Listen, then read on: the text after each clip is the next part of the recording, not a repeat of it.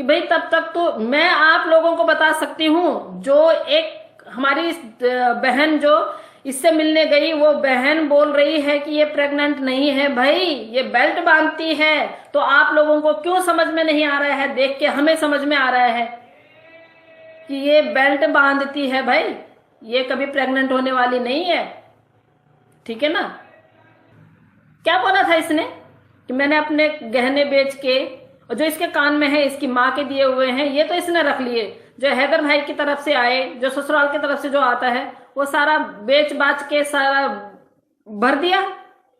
इस क्षेत्रपाल का घर, 2 टके का आदमी, पियक्कड़, दारूबाज, इस फैमिली के पास शर्म नहीं आती इनको? नपुंसक है ये लोग, एक औरत की कमाई खा रहे हैं। नपुंसक है ये लोग। पाकिस्तान के एक आदमी जिसके 4 बच्चे और एक बीवी, उसको सारा कुछ बेचने पे मजबूर कर दिया। मजबूरी किया होगा भाई, आजा तो इंडिया में अपना सारा कुछ बेच के आजा, नहीं तो इसकी औकात बेचने की अकेली। कौन इसके साथ बेचने में मुलव्विस था, उसका पता लगाए, सब कुछ पता चल जाएगा।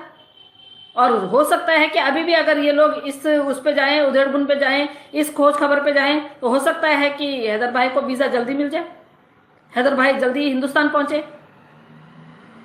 रोशन अली अजीम साहब ने जो काम किया था, क्यों रोका गया उनको? क्योंकि वो बहुत करीब आ गए थे, क्योंकि वो उन लोगों पे भी वो करने वाले थे, कार्रवाई करने वाले थे जो जो लोग इसके संपर्क में थे। कितने सारे लोगों का नाम ले, कितने सारे लोग इसके संपर्क में थे। ये खुद बोलती है अपनी वीडियो में, आप इसकी पीछे की वीडियो देखिए, कि सचिन से एक दिन बात नहीं होती थी तो मैं उदास हो जाती थी, मैं रोने लग पड़ती थी। फिर वो लोग इसको वॉइस नोट भेजते थे, जीजू जीजू करके बोलते थे, अबे थू तेरे जैसे जीजा पे, शकल का ना सूरत का जीजा, जीजा बनने के लायक है। अरे तू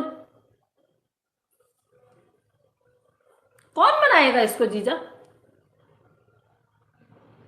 जब ये जेल में चली जाएगी, देखिए इनलीगल शादी है, शादी कोई मान्य नहीं है, इस शादी को हम मानते भी नहीं है। हमारे हिंदू धर्म के हिसाब से ये शादी मान्य नहीं है, हमारे कोर्ट के हिसाब से भी ये शादी मान्य नहीं है। ये चली जाएगी जेल में, इसने जितना कांड कर्म कांड किया है उसके बाद जाके ये डिपोर्ट हो जाएगी। अबे कुत्ते, उल्लू, गधे, तूने अपने आगे की लाइफ भी खराब कर दी। कौन बेवकूफ लड़की होगी हिंदुस्तान की जो तेरे से शादी करेगी? जो तेरे से शादी करेगी ना, सच में उसकी तो किस्मत इतनी खराब होगी, वो बेशरम और बेगैरत लड़की होगी जो तेरे से शादी करेगी। और तो शादी जरूर करेगा, तो शादी जरूर करेगा। अभी एक बात बीच में मैं और लाती हूं। देखिए, मैंने आज भी एक वीडियो सुनी है, उस वीडियो में बोला जा रहा है कि सिर्फ इसका ना एक बच्चा पैदा करने का इंतजार किया जा रहा है। भाई 10 बच्चे पैदा कर ले, कोई फर्क नहीं पड़ने वाला केस पे। 10 बच्चे पैदा कर ले, नेशनैलिटी तब भी नहीं मिलेगी, तब भी शरण नहीं मिलेगी। उन बच्चों का क्या करना है वो जाने, हमारी अदालत जाने कि उन बच्चों को क्या करना है।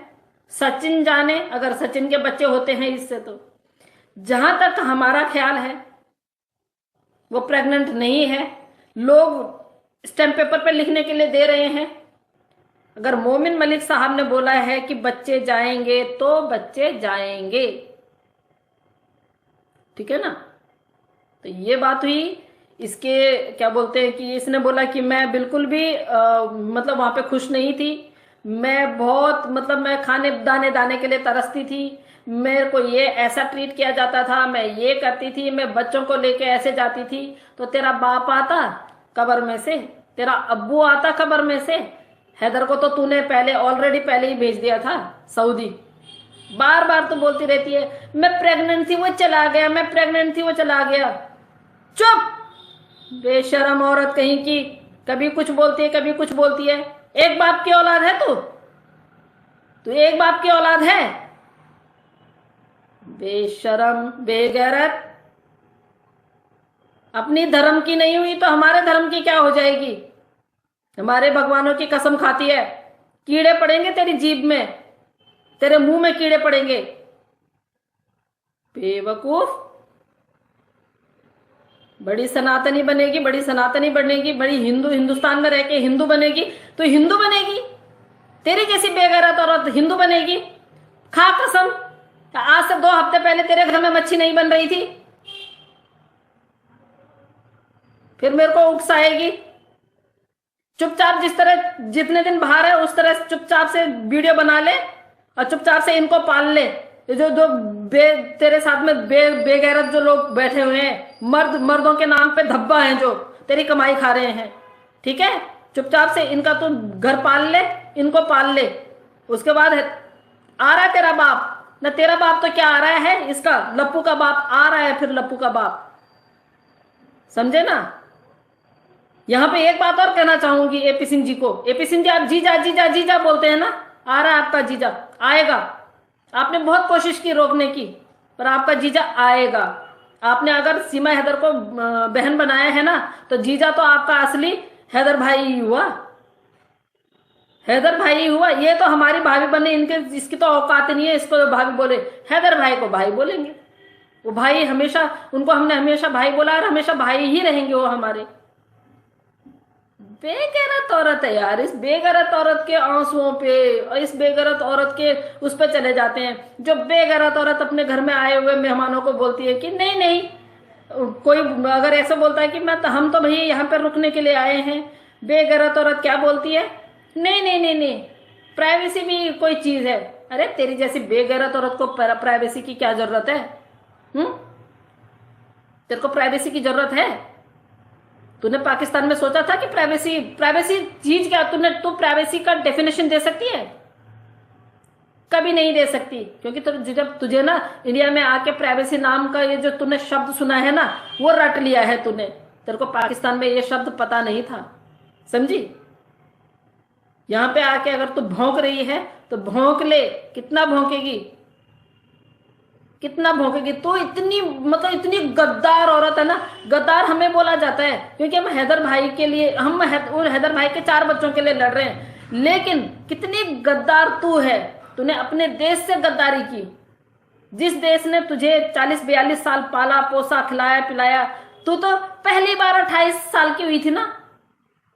अरे बेगैरत औरत, कम से कम इतना तो देख ले, जिनके साथ में तूने इतना टाइम स्पेंड किया है, इतना टाइम बिताया है, उन लोगों को तेरे बारे में पता होना चाहिए। उन लोगों को पता है ना तो कितने साल की है। पर यहाँ पे तू 22 साल के लड़के के साथ में रह के कि भाई मैं तो 4 साल ही 5 साल ही बड़ी हुई, इससे बड़े होते हैं, हस्बैंड से वाइफ बड़ी होती है, लेकिन तेरे बराबर नहीं, फिर डबल उम्र की। अब तेरे को कैसे इस बच्चे से, तेरे को तो बेटा बोलना चाहिए था इसको। अगर तू इसके साथ गेम खेलती भी थी, पहले तो मुझे नहीं लगता है कि तू गेम खेलती थी इसके साथ में, पर अगर तू गेम खेलती भी थी तो तेरे को तो इसको बोलना चाहिए था सचिन बेटा। अगर तू इंडिया घूमने भी, अगर तू इंडिया आ भी रही थी तो बोल देती कि अपने बेटे के पास आई हूं। क्यों बोला दोस्त के पास आई हूं? तुझे शर्म नहीं आई? 4 बच्चे तेरे बराबर के तेरे साथ में खड़े हो रखे हैं, तब तू बोल रही है कि मैं अपने फ्रेंड से मिलने आई हूं। पहले तो तू खैर क्या बहाना लगाती है कि मैं गलती से एक बॉर्डर पार करके आ गई हूं, 6 बैग लेके, 4 बच्चे लेके। आज तक तूने बोला नहीं है कि जाना कहाँ है। एक बात और बोलूंगी यहीं पे जोड़ के, जिन वकील साहब की वजह से इनका पता चला, समझ में नहीं आ रहा कि वो वकील साहब बाहर क्यों नहीं आ रहे हैं। वो पब्लिकली आके क्यों नहीं बोल रहे हैं कि हाँ ये मेरे पास आए थे। ये भी एक क्वेश्चन मार्क है। सबसे बड़ा काम उन्होंने किया। अगर वो नहीं करते तो शायद हमें पता नहीं चलता कि ये बेगैरत औरत जो है वो हमारे देश में है। हमें पता नहीं चलता कि ये छुप के 50 दिन, जब 50 दिन कहीं रही तब हमें पता नहीं था। हमें पता नहीं था, किसी को भी पता नहीं था।